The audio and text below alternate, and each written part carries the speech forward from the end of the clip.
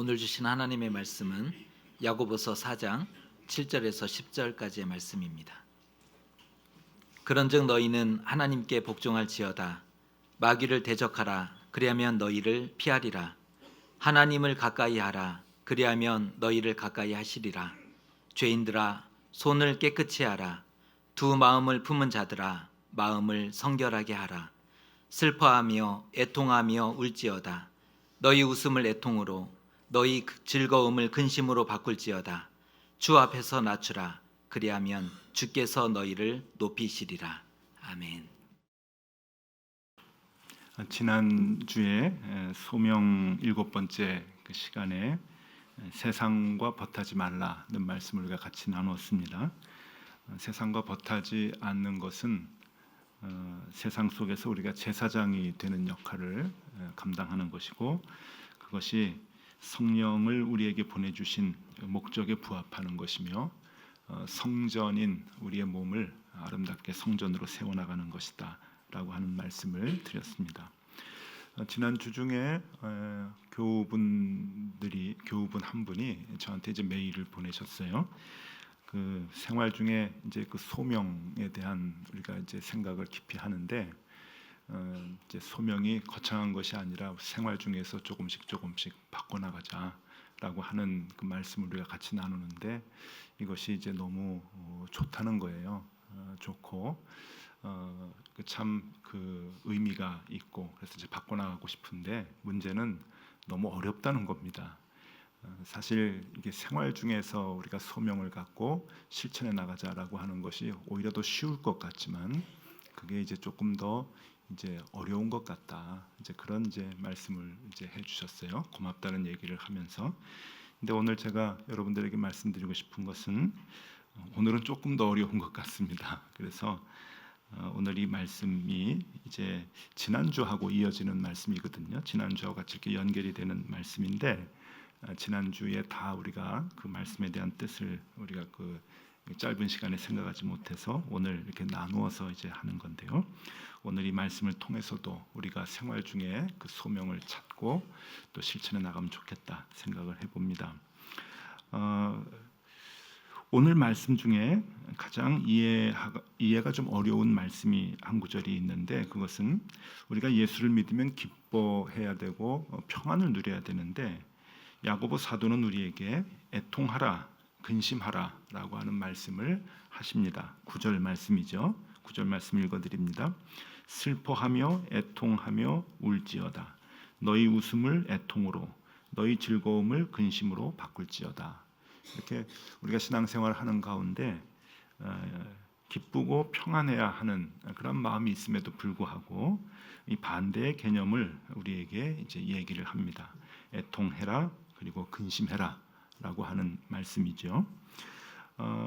그런데 이 반대의 개념, 그러니까 기쁘고 평안해야 하는 그 이제 말씀과 이 반대의 개념은 어떤 의미인가라고 하는 겁니다. 이것은 야고보 사도에게서는 아주 분명합니다. 우리가 예수 믿으면 다 애통해야 되고 다 근심해야 된다는 그런 말이 아니고, 범위가 이제 무척 이제 그 좁은 그 말씀이에요.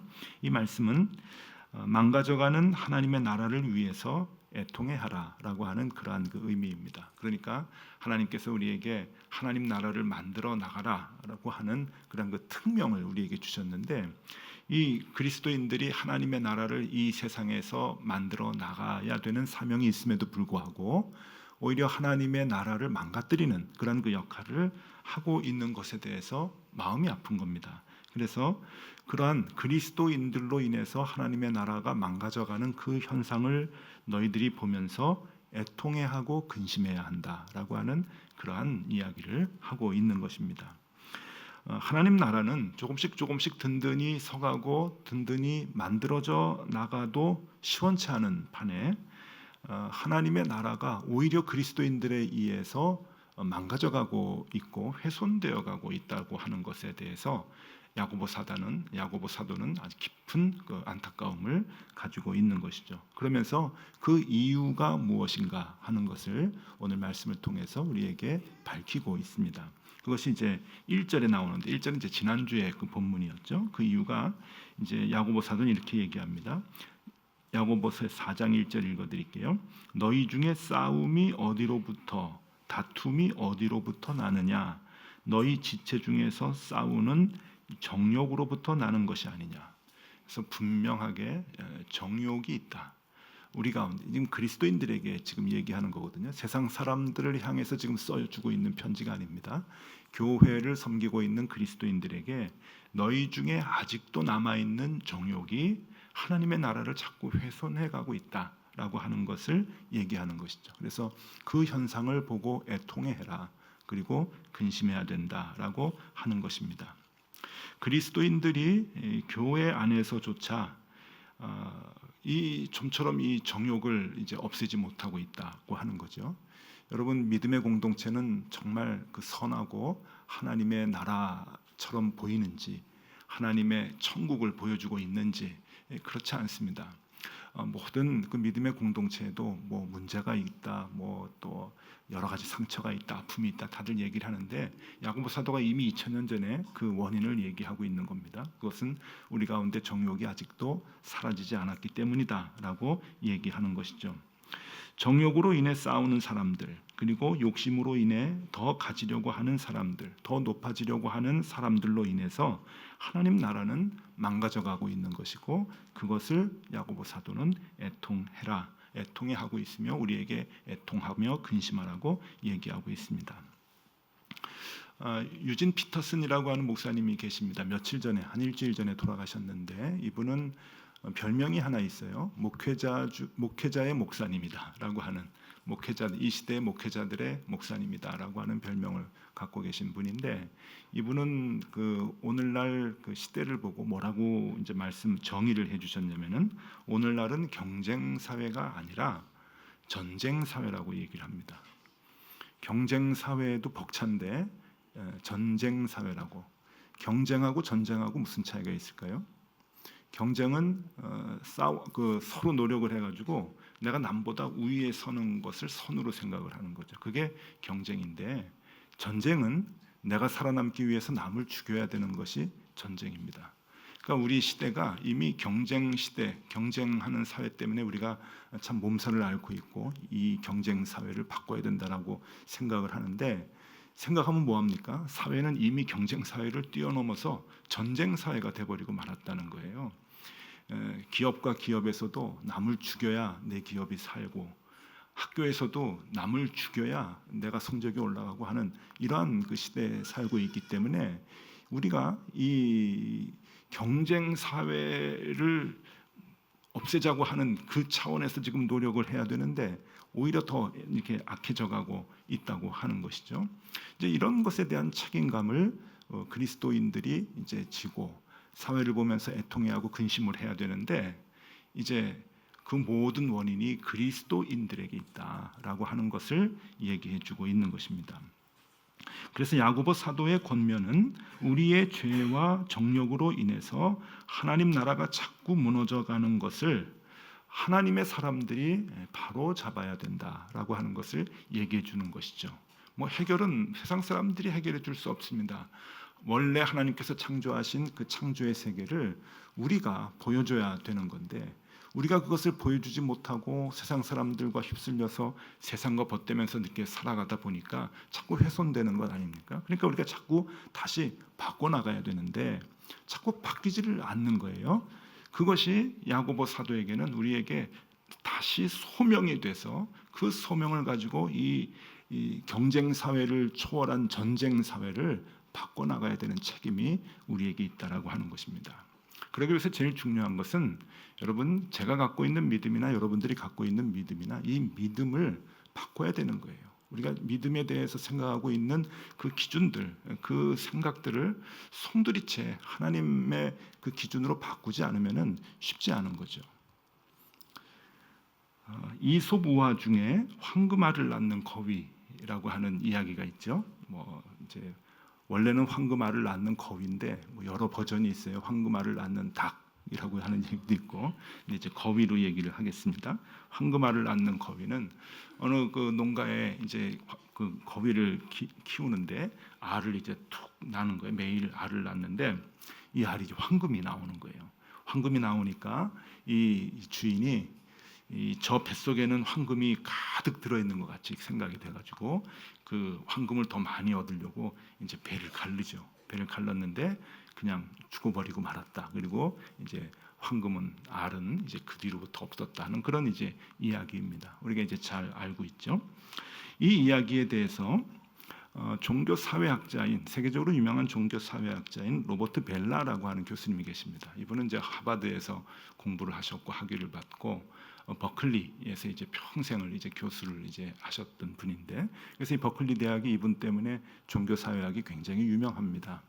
근데 이분이 그 1950년대와 1960년대 그 미국 사회가 이 그 경제적으로 무한 성장을 하던 그런 그 시대였어요. 그냥 뭐 돈이 너무 많아가지고 주체하지 못하는, 그러니까 누구나 다 그냥 그 돈을 많이 벌어가지고 부유하게 살게 되는 그 시대가 이제 50년대, 60년대 미국 사회인데, 그 자본주의의 무한 경쟁 시대로 돌입되는 이제 그 시대에 이 이야기에 대한 이제 그 인식을 사람들이 어떻게 하고 있는가 하는 것에 대한 이제 연구를 합니다. 그래서 기독교인들은 이 이야기, 이소부화의 이 황금알을 낳는 거위에 대한 인식을 어떻게 하는가 물어봤더니 이제 정리를 해보면 이제 이렇습니다. 한번 들어보십시오. 세상 사람들은 욕심이 너무 많다. 그러니까 기독교인들이 이 이야기를 듣고서 이제 하는 얘기예요. 세상 사람들이 너무 욕심이 많아. 그래서 욕심이 많으면 다 잃어버린다. 이 무식한 놈들아. 이제 이렇게 이제 생각한다는 거예요. 그래서 욕심을 버리고 매일매일 축복의 황금을 기다려야 한다. 여기까지는 괜찮죠? 여기까지 뭐 누구나 생각하고 있을 만한 그 생각인데, 그 뒤에 이제 그 기독교인들이 이렇게 얘기를 합니다.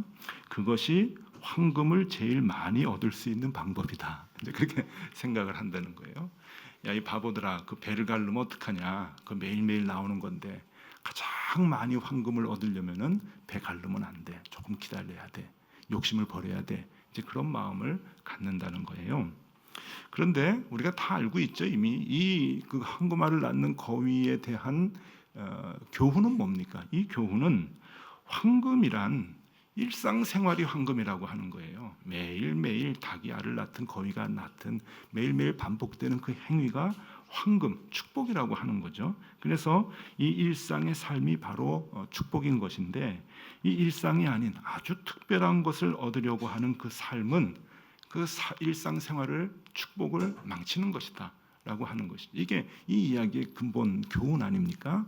그런데 세상 사람들은 이 이야기의 근본 교훈을 그렇게 알고 있는데, 기독교인들은 진짜 황금을 가장 많이 소유하려면 욕심을 버려야 된다라고 이해하고 있다고 하는 거예요.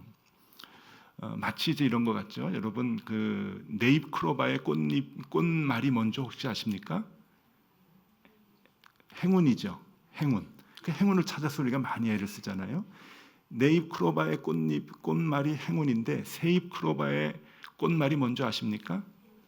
그것은 행복입니다. 그렇죠? 그러니까 우리는 그 세잎크로바 속에서 네잎크로바를 찾으려고 이렇게 탁 찾다가 세잎이 나오면 버려버려요. 네잎이 없네, 그냥 버려버리고 하는데, 세잎은 행복이고 네잎은 행운입니다. 행운. 그러니까 행운을 찾기 위해서 행복을 버려버리는 거하고 이제 똑같은 그런 모습이죠. 그게 이 설문에서 이제 연구해서 이제 보아 보니까 기독교인들이 갖는 그러한 그 황금알에 대한 그 생각이 이렇게 보통 사람들하고 조금 다르다는 거예요. 그래서 기독교인들의 욕심이 일반인의 욕심보다, 요 뒤에 말이 좀 심각한데, 그 질이 낮다. 그렇게 얘기하는 거예요.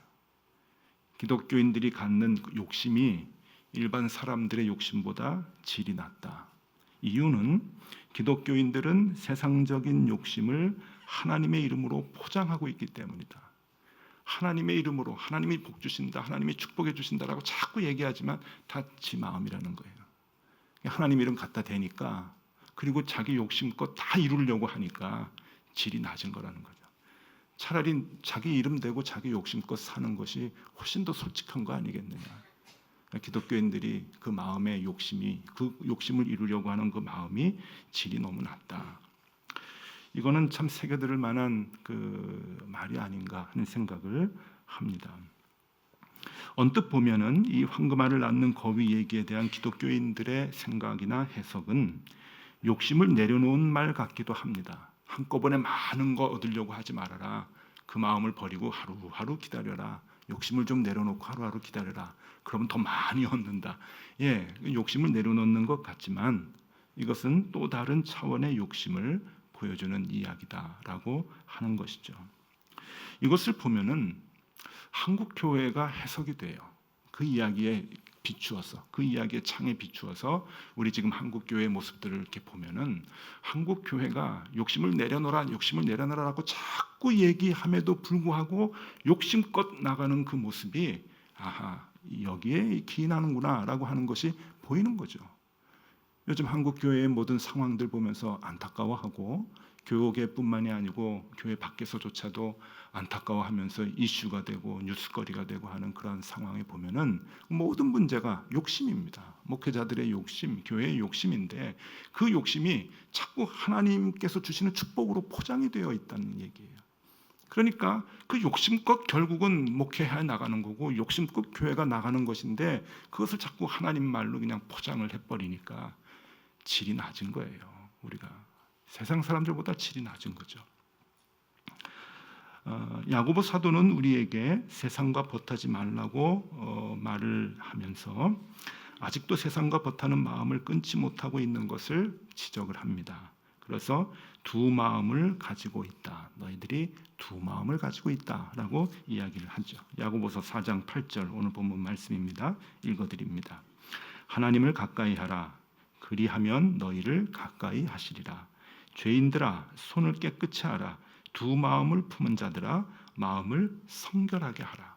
그러니까 두 마음을 품지 말고 성결하게 하라. 우리 지난주에 세상에 속한 세상과 벗한 자, 하나님과 벗한 자 이렇게 있는데 이게 말로는 세상과 벗하지 않고 하나님과 벗한다라고 하면서 두 마음을 품는 거예요. 여기도 가고 저기도 가고 이제 이쪽에 더 많이 거하고 이제 그게 교회의 모습이고 그리스도인들의 모습이라고 사도 이제 야고보가 얘기를 하는 것입니다. 그래서 이 그리스도의 욕심을 우리는 어떻게 이 신앙 가운데서 이게 바로 세워 나가야 되느냐? 주님께서 우리에게는 무엇을 가르쳐 주셨는가 하는 것을 살펴볼 필요가 있습니다. 예수님께서 예루살렘에 이제 입성을 하셨어요. 예루살렘에 입성을 하셨을 때 많은 사람들이 호산나 호산나 하면서 종려나무 가지를 흔들고 그리고 나귀를 태우고 그리고 자기 옷을 벗어서 나귀 밑에다가 이제 깔고 예수님의 예루살렘 입성을 축하했습니다. 많은 무리가 이제 예수님을 쫓았죠.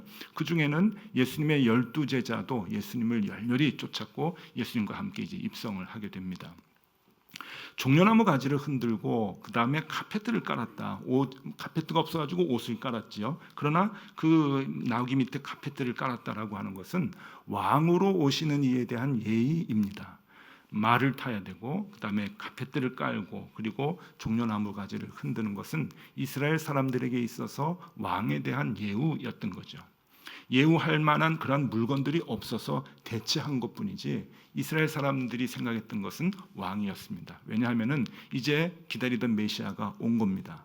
그런데 이스라엘 사람들이 생각했던 그 기다리던 메시아는 어떤 메시아인가 하면은 자기네들을 억누르고 있던 로마 사람들을 군인들을 물리치고 유대인의 왕이 되어서 정말 다윗이 가졌던 그 강한 왕권을 가지고 힘을 가지고 세상을 지배하는 그러한 예수님, 그러한 메시아를 꿈꿨던 것이죠.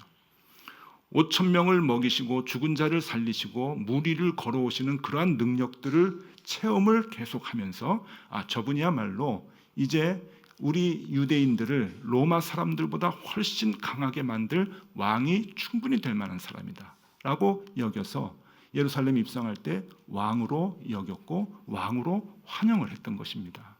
근데 여러분 잘 아시죠? 예수님께서 예루살렘에 그렇게 환영을 받고 왕으로 대접을 받고 입성하고 난 뒤에 바로 하셨던 것은 잡혀 죽으신 거예요. 그냥 힘없이 로마 군인들에게 제사장의 군인들에게 잡혀가지고 십자가에 못 박혀서 비참하게 피 흘려서 죽으신 거죠. 여러분 그 의미를 아십니까? 여러분이 그 군중이라고 한번 생각해 보십시오. 예수님이 이제 오시면은 예수님이 이제 왕이 며칠 있으면 될 겁니다. 물론 희생이 좀 따르겠죠. 아주 치열한 로마 군인들하고 전쟁이 있겠지만은 이 군중들은 확신을 했습니다. 죽은 사람 살린 분인데, 무리를 걸어오신 분인데, 아무것도 없는데 5천 명을 먹이신 분인데, 12강주리가 남은 분인데, 이런 생각을 하면서 예수님은 충분히 그 역할을 감당할 수 있는 힘 있는 분이라고 생각을 했고, 제자들은 확신에 찬 나머지 이제 예수님이 왕이 되면 누가 영의정이 되고 누가 우의정이 되고 좌의정이 되느냐, 누가 판서가 되느냐라고 하는 것을 서로 싸웠던 그런 그 시기입니다. 그러니까 그 자리를 위해서 서로 싸웠다고 하는 것은 예수님이 이제 분명히 왕이 된다는 것에 대한 확신을 갖고 있었던 거죠. 그런데 모두의 기대와 예상을 깨고 예수님은 바로 십자가에서 정말 힘없이 초라하게 비참하게 피 흘려 돌아가시고 말았습니다. 이런 상황을 보고 인문학적 그 표현으로 뭐라 그러냐면은 닭 쫓던 게 지붕 쳐다본다. 이제 그런 이제 얘기를 합니다. 예수님에 대한 기대를 엄청나게 하는 사람들은, 그리고 제자들은 닭 쫓던 게 지붕 쳐다보는 격이에요. 모든 게 다 흐트러졌습니다. 그러니까 다 도망가고 말았죠. 다 꿈이 다 산산이 깨어져 버린 거예요. 예수님을 쫓아다녔던 그 군중도 예수님 돌아가시는 지역에 그 골고다 언덕에 한 사람도 남아있지 않았습니다. 다 도망갑니다. 왜 그랬을까요? 왜 그랬을까요? 여러분, 오늘날의 교회 현상하고 똑같이 보십시오. 예수님이 오시면 강해질 거라 생각합니다. 예수님이 오시면 힘이 있을 거라고 생각합니다. 온 세상이 교회 앞에 굴복할 것이라고 생각합니다. 그것이 하나님 나라라고 생각을 하는 거예요. 그래서 예수님을 쫓는 거예요. 근데 예수님은 그렇게 했다가는 저들의 믿음이 망가질 거라는 생각이 드신 거예요. 그것은 방법이 아니라는, 그것은 바른 신앙이 아니라고 하는 거죠. 그래서 예수님은 힘없이 십자가에 못 박혀 죽으신 겁니다. 그러면서 가르치시는 거예요. 너희들이 나를 쫓는 것은 떡 먹고 배부른 까닭이 아니라, 병자가 살아나고 죽은 자가 살았기 때문에 나를 쫓는 것이 아니라, 너희들이 가져야 될 바른 믿음은 십자가다. 죽는 것이다. 왜? 그래야 거기에서 생명을 줄 수 있고 생명을 얻을 수 있기 때문에 그런 것이다. 한 알의 밀이 땅에 떨어져 썩으면 거기에서 많은 생명이 난다고 얘기하시는 거잖아요. 예수님이 걱정하시는 거예요. 나를 그렇게 쫓아오느냐, 내가 힘 있는 왕이 되기를 너희들은 바라느냐, 그것은 올바른 믿음이 아니라는 거죠. 그래서 누가복음 10장에 보면은 70명의 제자들을 2명씩 훈련시켜서 짝지어 전도를 보냅니다. 전도를 보내면서 예수님께서 누가복음 10장 3절에 이렇게 말씀하시죠. 내가 너희를 보내는 것이 어린 양을 이리 가운데 보내는 것 같도다. 이렇게 연민의 말씀을 하시는 거예요. 이리는 늑대죠. 늑대. 이리 가운데 보내려고 하면은 어린 양을 보내면 안 됩니다. 상식적으로 사자와 호랑이를 보내야 됩니다. 우리는 하나님께서 우리와 함께 하셔서 우리가 사자와 호랑이가 되어서 이리들을 다 먹고 다 물리치고 죽이고 해서 승리하는 것으로 우리의 믿음은 그렇게 고정되어 있지만, 주님은 그런 것이 아니에요. 이리 가운데 보내기 위해서 필요한 것은 어린 양이라고 얘기하셨고, 그 어린 양이 우리가 되어야 된다고 얘기하십니다. 어린 양의 역할은 뭡니까? 가서 먹혀 죽는 거예요. 그것이 신앙이라고 하는 거고, 그것이 믿음이라고 하는 것이죠. 왜 이리 가운데 주님께서 어린 양을 보내시느냐? 누가복음 10장 2절에 보면 그 목적이 분명히 나오는데, 추수를 위한 것이다. 추수. 잡아먹으면 추수가 안 되는 거예요. 호랑이 사자를 보내서 이리를 다 잡아먹으면 속 시원하겠죠. 그거는 추수가 아닌 거예요. 가서 먹혀 죽음으로 인해서, 희생하고 낮아짐으로 인해서, 피 흘림으로 인해서 거기에서 그 이리와 늑대들을 살려내는 거예요. 그것이 믿음이라고 하는 것이죠. 하나님 나라를 위해서 우리가 감당해야 하는 것은 바로 그것을 얘기하는 거예요. 사도 야고보가 지금 우리에게 그 사라져가는 그 마음을 우리에게 다시 일깨워주고 있는 거죠. 우리는 욕심을 버린다고 하면서도 우리의 욕심이 하나님의 것으로 포장이 되어서, 그래도 하나님을 믿으면 세상을 지배해야 되고, 하나님을 믿으면 세상 사람들보다 높아야 되고, 그들을 지배하고 그들을 부려야 되고 하는 그 마음이 우리에게 있지만, 주님께서는 여전히 낮아져라. 그래서 야고보서 4장 10절 오늘 마지막에 이렇게 말씀하십니다. 주 앞에서 낮추라. 그리하면 주께서 너희를 높이시리라.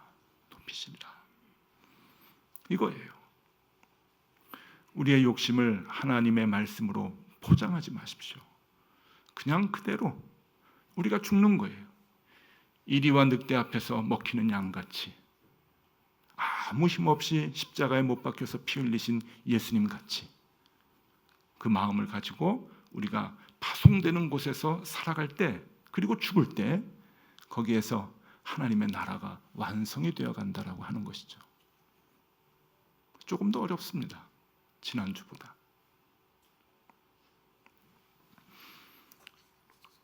여러분 가정에서 죽으십시오. 직장에서 한 번 더 죽으십시오. 한 번 더 낮아지십시오. 그것이 추수하는 길이고 그것이 높아지는 길이고 그것이 하나님 나라가 이루어지는 길이라고 하는 것을 우리는 다시 상기해야 합니다. 자꾸 사회가 교회를 무시하니까 한기총인가 어디서 뭐 화를 내더라고요. 교회를 무시하면 벌 받는다고. 무시당해야 돼요. 교회는요. 무시를 당해야 사회가 구원을 받고 하나님 나라가 이루어지는 것이죠. 잘 안 되죠, 여러분. 자꾸 왔다 갔다 합니다. 왔다 갔다 해서 그것이 이제 우리 마음을 더 무겁게 하고 또 괴롭게 하고 죄책감이 들게 하고 그러는데 어느 주일학교에서 선생님이 아이들에게 이제 질문을 했어요. 굉장히 나쁜 질문 같아요. 제가 보니까 뭐라고 질문했냐면은 얘들아, 착한 사람, 하나님의 말씀 잘 듣는 사람은 흰둥이고 마음이 악하고 욕심이 많은 사람은 껌둥이인데 너희들은 흰둥이냐 껌둥이냐 이렇게 이제 질문을 한 거예요. 이 질문 되게 나쁘죠? 이게 악한 질문. 요새 흰둥이 껌둥이 그런 단어 쓰면 안 되고 하여튼 선생님이 하여튼 이상한 질문을 이렇게 했어요. 선생님은 이제 어떤 답을 이제 요구를 이제 예상을 했겠죠. 너희들이 흰둥이냐 껌둥이냐 물었더니 주일학교 아이 중에 한 아이가 아주 지혜로운 대답을 했어요. 뭐라 그러냐면은 여러분 뭐 같아요? 여러분은 흰둥이입니까 껌둥이입니까? 이 아이가 이렇게 대답을 했답니다. 얼룩이요. 선생님 저는 얼룩이에요. 맞아요. 저와 여러분들 다 얼룩이에요. 저는 흰둥이 아닙니다. 그 아이가 저보다 훨씬 낫죠. 우리가 그래요. 욕심은 버려야 된다 하는 말씀대로 산다고 하지만 흰둥이도 됐다가 검둥이도 됐다가 검둥이가 더 많죠. 그죠? 그러니까 어떻게 보면은 그레이인데 다크 그레이 같이 그 정도가 우리의 정확한 현재 위치가 아닌가 그렇게 생각이 듭니다.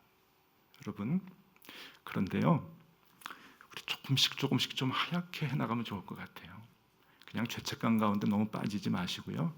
매일매일 가운데서 우리가 뭐 또 까매질 수 있고 뭐 그렇잖아요. 그렇지만은 매일매일 조금씩 이제 노력하는 거예요. 아유 뭐 내가 죽지 못해서 또 그냥 다 뒤집어 엎고 막 화도 내고 내가 힘이 없는 것에 대해서 막 부하가 치밀고 그럴 수도 있지만 무시당하는 것 같아가지고 막 화도 내고 그럴 수 있지만 조금 더 깨닫고 말씀을 깨달을 때마다 한 번씩 더 참는 거예요. 그리고 십자가 지는 거죠. 낮아지는 거예요. 그래서 우리가 이 땅에 살아가는 동안에 그 시간들을 조금씩 넓혀 나가는 거예요. 어차피 우리는 얼룩이잖아요. 우리가 어떻게 하얀 흰둥이가 돼가지고 주님을 만나시겠어요? 제가 확신하건대 우리 중에 흰둥이 돼서 만날 분 한 분도 안 계십니다. 다 얼룩이 가운데서 만나는데 조금씩 그것을 더 바탕을 하얗게 만들어 나가자고 하는 거죠. 힘들지만 하루하루는 조금씩 해볼 만하지 않겠습니까? 주님 십자가 지셨는데 주님 예수 믿는 그 힘으로 세상을 지배하라고 하는 것이 하나님 나라 만드는 게 아닌데 내가 더 낮아지고 내가 더 죽어보겠습니다. 그래서 그것이 하나님 나라 될 수 있도록 하나님 만드신 그 나라 될 수 있도록 만들어 보겠습니다. 그러면 거기에서 사람들이 이제 생명을 얻는 거죠. 추수가 되는 거죠. 하늘의 밀이 땅에 떨어져 썩으면 여러분 많은 열매가 맺는다고 했는데 우리가 그 말씀대로 하늘의 밀이 되어서 파송되는 곳에서 잘 죽는 그 역할을 우리가 감당해야 할 것입니다. 두 마음 자꾸 왔다 갔다 하지 마시고 자꾸만 하나님 쪽으로, 이 한쪽은 잘 정리해서 하나님 쪽으로 자꾸만 가려고 하는 그 노력이 저와 여러분들의 삶 속에 계속 이어질 수 있기를 간절히 소망합니다. 기도하겠습니다. 하나님 아버지, 아직도 내 안에 질 낮은 욕심이 살아 있습니다. 하나님을 잘 믿으면 남들을 이기고 더 풍성해질 것이라는, 하나님이 복 주셔서 높아졌다고 하는 그 질 낮은 욕심이 살아 있습니다. 이 마음으로는 망가져가는 하나님의 나라를 다시 세울 수 없습니다. 하나님, 이 시대에 우리에게 어떤 소명이 필요합니까? 주님 지신 그 십자가와 낮아지심을 우리가 깊이 생각하고 쫓아갈 수 있도록 인도하여 주시옵소서. 이 땅에서 하나님의 나라를 조금 더 바르게 세워나가는 주님의 자녀들이 되게 하여 주옵소서. 예수 그리스도 이름으로 기도드리옵나이다. 아멘.